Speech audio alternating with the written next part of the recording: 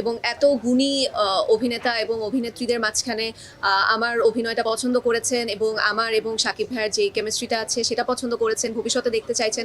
So definitely এটা আমার জন্য একটা বড় পাওয়া এবং সেই সাথে আমার মনে হয় ভবিষ্যতে আমার কাজগুলোর জন্য এটা আমাকে অনেক মোটিভেট করবে আরও ভালো কাজ করতে। দর্শকদেরকে অবশ্যই অনেক অনেক ধন্যবাদ। এটা ডেফিনেটলি আমার জন্য চ্যালেঞ্জিং ছিল।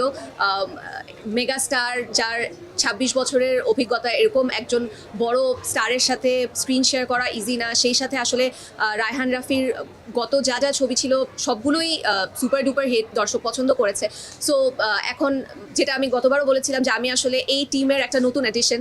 সো আমাকে দর্শক গ্রহণ করেছে, কেমিস্ট্রি পছন্দ করেছে, এটা ডেফিনেটলি আমার যে চ্যালেঞ্জটা ছিল সেই চ্যালেঞ্জটা নিয়েছি এবং পছন্দ করেছি, এটা ভালো লাগছে। আসলে জয়া আপু মানে আমাদের দেশের one of the best actresses, এটা আসলে আমরা সবাই জানি এবং সবাই তার কাজ দেখেছি।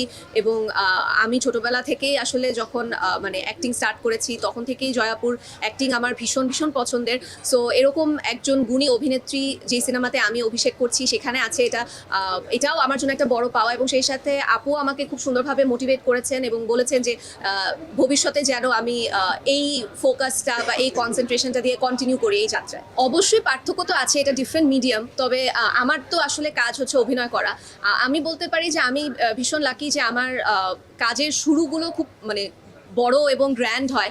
সো রায়হান রাফিকে পেয়েছি, সেই সাথে আলফা এসভিএফ চৌকি, মানে যেই অ্যারেঞ্জমেন্টে আসলে কাজ করতে পেরেছি, এরকম অ্যারেঞ্জমেন্ট এক্সপিরিয়েন্স করাটাও আসলে অ্যাক্টর হিসাবে অনেক বড় একটা মানে লেসন হিসাবে বা একটা টিচিং হিসাবে কাজ করবে আমার পরবর্তী কাজগুলোতে।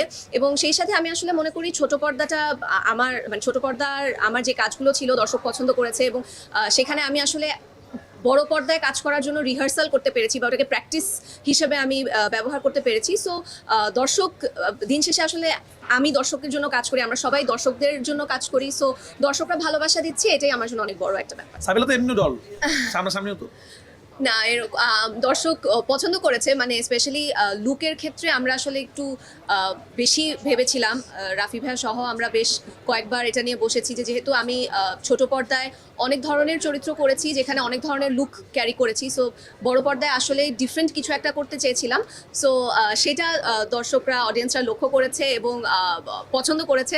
সো আমাদের হেয়ার, মেকআপ, কস্টিউম টিমের সাথে